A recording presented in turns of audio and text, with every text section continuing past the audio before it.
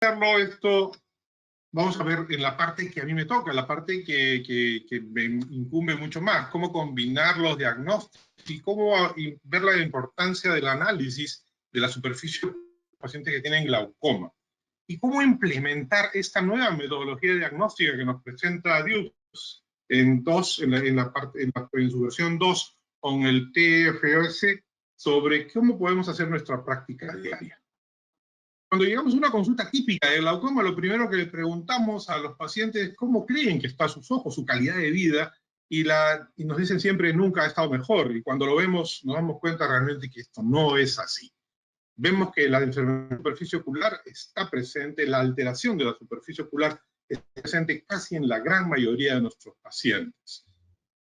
Vamos a repetir, no vamos a repetir, vamos a hablar muy rápidamente. Todos sabemos que, según la definición de Dius-2, es una enfermedad de múltiples factores. Se pierde la homeostasis de la película, se acompaña de síntomas oculares, y hay una inestabilidad e osmolaridad de la superficie, inflamación, y lo más importante, termina en un daño de la superficie ocular con anomalías neurosensoriales que desempeñan papeles etiológicos. En realidad no solamente es la lágrima, es la córnea, es el limbo, es la conjuntiva, es lo que Murube decía, es la cuenca lagrimal donde el mar lagrimal está presente.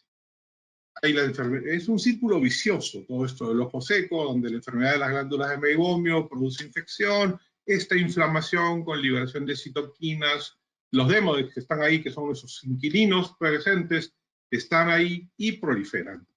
Y aumenta la polaridad, inflama la superficie, da inestabilidad de la película lagrimal, y esto se continúa, se perpetúa en un círculo. Esta enfermedad de superficie ocular, ¿cómo va en el glaucoma? Y no solamente en el glaucoma, Alejandro nos va a hablar de cirugía refractiva, también pensemos en catarata, también pensemos en uveitis, en rosácea, en una serie de cosas que vamos a ver. Pablo nos va a hablar también de algunas cosas más. Y cuando aterrizamos en glaucoma, sabemos que tenemos un tratamiento continuo. Siempre el glaucoma, una vez que diagnosticamos glaucoma, vamos a tener un tratamiento posiblemente medicamentoso, continuo y crónico. ¿Y saben qué? Como especialistas en glaucoma siempre pensamos en la presión ocular y siempre nos olvidamos de la superficie ocular. Y hay una tremenda relación entre estas cosas. Hay muchos trabajos, vamos a hablar muy rápido de esto. Los pacientes con glaucoma e hipertensión ocular tienen mayor tasa de prevalencia de enfermedad de superficie ocular que otros que no la tienen. Otra cosa, la mayoría de nuestros pacientes con glaucoma son de edad avanzada, a partir de los 40, comienza esto, 40 o 50.000 kilómetros, se acabó la garantía para todos, y el glaucoma aparece también. Y la enfermedad de superficie ocular también.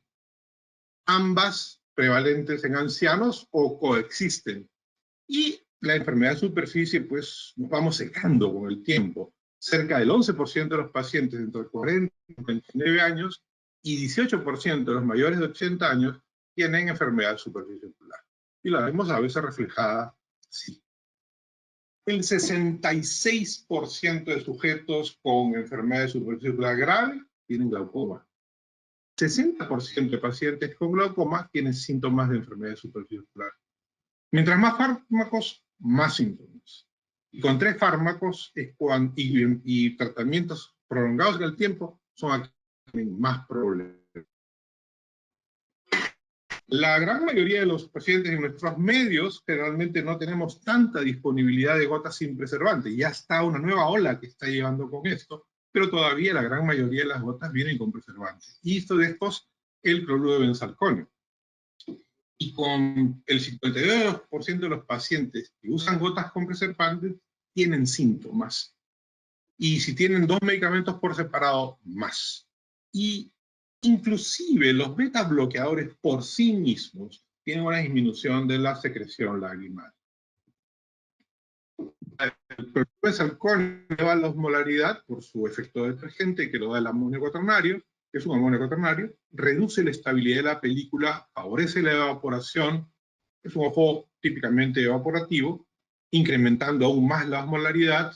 Y fíjense, interesante, el breakup time, hay una alta correlación entre incremento de osmolaridad y reducción del tiempo de ruptura.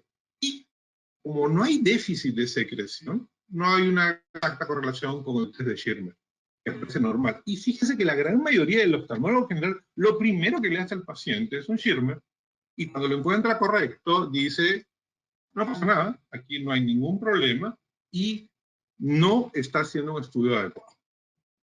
Entonces, cuando hacemos el tratamiento con fármacos, tenemos el problema de que el 60% tenemos alteraciones compatibles con eso, un 67%, 68% tiene alteración de la estabilidad de la película lagrimal, y el 47% una osmolaridad de la lágrima superior a 308 milimoles por litro, que son los límites. Esta hiperosmolaridad induce apoptosis, inflamación, liberación de citoquina y desencadena factores evaporativos. Fíjense, no solamente es en el momento que estamos poniendo las gotas donde va a tener efecto este tratamiento, sino que a nosotros que finalmente recurrimos a cirugía, en algunos casos para solucionar el problema de la presión ocular, cuando tenemos una superficie ocular expuesta en el tiempo a toda esta noxa inflamatoria, a esta noxa tremendamente irritativa, en este ojo seco, la picazón, la fotofobia, se presentan. Pero ¿cuál es el riesgo que tenemos? Que al haber alterado todo ese espacio donde nosotros podemos actuar en la cirugía, podemos tener un riesgo de fracaso de la cirugía de glaucoma porque nuestras ampollas no van a ser adecuadas, nuestro cierre de las heridas no va a ser adecuado, vamos a tener seidel en mayor cantidad, el tejido que vamos a utilizar para los diferentes tipos de esquemas terapéuticos quirúrgicos no va a ser el adecuado, ya está inflamado, y hay una ya en la recuperación de la cirugía. Es importante. ¿Por qué? Inflamación subclínica, infiltración de células inflamatorias, activación de fibroblastos en y en el postoperatorio mayor fibrosis subconjuntival que pueda bloquear el flujo de salida, falla quirúrgica. Agréguenle esto a nuestro mestizaje, agréguenle esto a las poblaciones afrodescendientes que tenemos y fíjense la cantidad de problemas que podemos tener. Ok, entonces, al disminuir la densidad de células, aumentar la densidad de células epiteliales basales, activación de queratocitos, disminución de nervios subbasales, mayor tortuosidad de ellos, vamos a tener un caldo de cultivo grande para tener fracasos en nuestra cirugía. Fíjense bien también que el tratamiento con fármacos nos va a producir blefaritis, queratoconjuntivitis zika, punteada superficial, especialmente en esquemas largos. Otra cosa importante que a veces no vemos, nosotros somos buenos diagnosticando, somos buenos tratando, pero no nos preocupamos de que la gente cumpla. Y este es uno de los mayores fracasos en el tratamiento de glaucoma. Molestias que causan la enfermedad de superficie ocular puede ser un factor muy importante en un mal cumplimiento o abandono del tratamiento. Y entonces es importantísimo que antes de comenzar el tratamiento de glaucoma, si es que no hacemos otra cosa, es descartar o diagnosticar cualquier problema de superficie ocular para tratar de primero solucionarlo y que sea fundamental para que el paciente siga adecuadamente el tratamiento. Ahora, el estudio online que ha sido publicado en el Journal de Ophthalmology en 218 nos da luz verde para pensar, y soporta muy bien, que tenemos la alternativa del SLT como primera opción. Actualmente en nuestro medio la primera opción, el 80% es tratamiento médico, pero ya tenemos algo que sustente la posibilidad, yo lo uso, Juan lo usa, varios de nosotros lo usamos como primera opción, y va a estar el tratamiento en nuestras manos más que en las manos.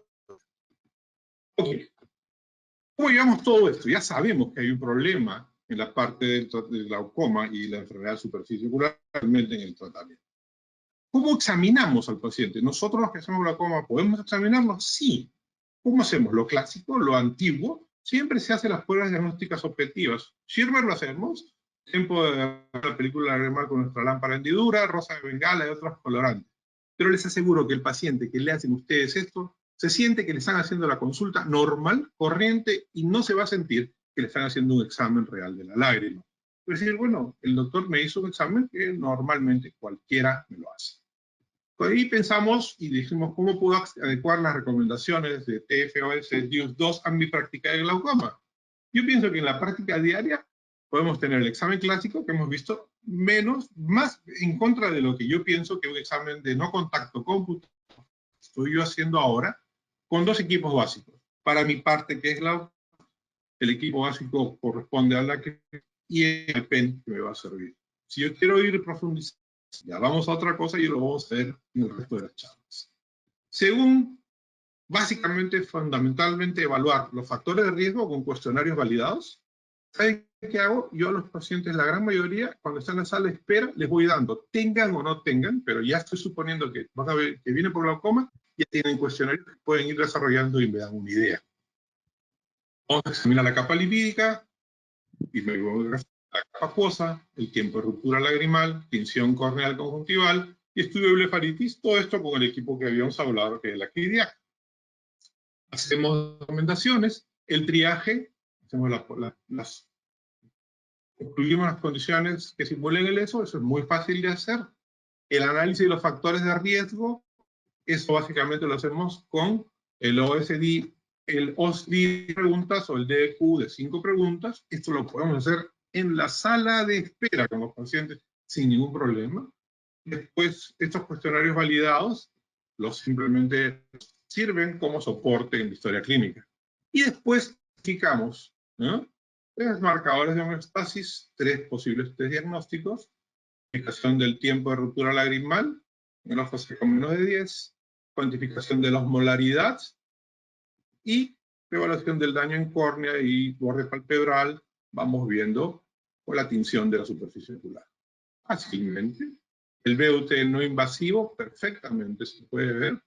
Y los marcadores ya los tenemos muy claros, con el mismo equipo, ya lo tenemos perfectamente. La mucinosa, y lo vemos por una medición automática. La osmolaridad con el iPen, los marcadores de tinción, corneal, conjuntival, y marcadores de homeostasis por la tinción.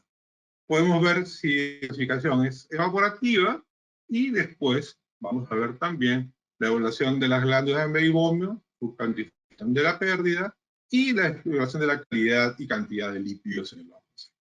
Muy bien. La forma evaporativa lo hacemos básicamente viendo muchas de las bibliografías, lo vamos a ver después cómo lo hacemos, y del par posterior e inferior tenemos la imagen, tenemos la detección automática, la clasificación que nos da la máquina, la valoración, vemos en 5 niveles, desde la no pérdida hasta la pérdida del 50 al 100%, y esto se va con. Y la interferometría, que nos va a ver la capa lipídica, también la podemos ver con el mismo instrumento, y fácilmente tenemos un examen completo de todas estas. Una vez que ya tenemos esto, vemos la forma de deficiencia acuosa, vemos la abertura del menisco lagrimal, evaluando el volumen de la lágrima, y este menisco lagrimal también lo vemos con el mismo instrumento. Esta cosa se ve muy fácilmente por la altura. Ya sabiendo si es evaporativo o acuoso, y la gran mayoría que podemos ver a veces es mixto, vamos a establecer el diagnóstico. Otros test podemos también ver con el mismo instrumento, la imagen palpebral, tomando fotos del borde palpebral, vemos el serruchamiento del borde, si hay inflamación, y tenemos un reporte impreso que al paciente le impresiona mucho más que simplemente decirle que hay problemas. ¿Cuáles son las conclusiones? Que ya tenemos claro que en hipertensión ocular y glaucoma presentaron severidad de superficie ocular, más que terapia máxima, tienen la gran mayoría que tienen eso grave tienen glaucoma, empeora con el tratamiento máximo, la mayoría de los preservantes dan enfermedad de superficie ocular evaporativa, sin relación con Schirmer, pero sí con el beta-time, aumenta el riesgo de fracaso de la cirugía, es causa importante del incumplimiento del tratamiento. Un examen computarizado es mucho más ordenado, fiable, y los datos son más robustos que el examen clásico general. Y antes de iniciar el tratamiento hay que establecer el estado de la superficie y luego controlarla en el tiempo, ¿no? Yo creo que en recién diagnosticados de glaucoma o bajo tratamiento es fundamental Desde un inicio, valorar el estado de la superficie ocular. Si hay trastornos, tratamiento complementario para mejorarlo. ¿Para qué? Para no dañar más la superficie y para que haya un mejor compliance del tratamiento.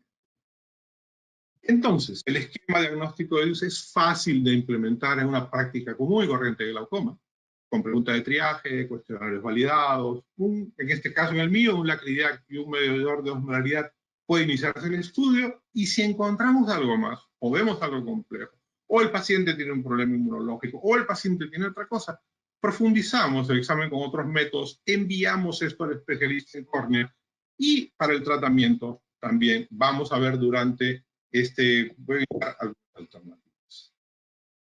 Básicamente la idea es, tengan en cuenta, si tienen un paciente con glaucoma, que la superficie ocular va a estar alterada si tenemos un tratamiento de la. Muchas gracias.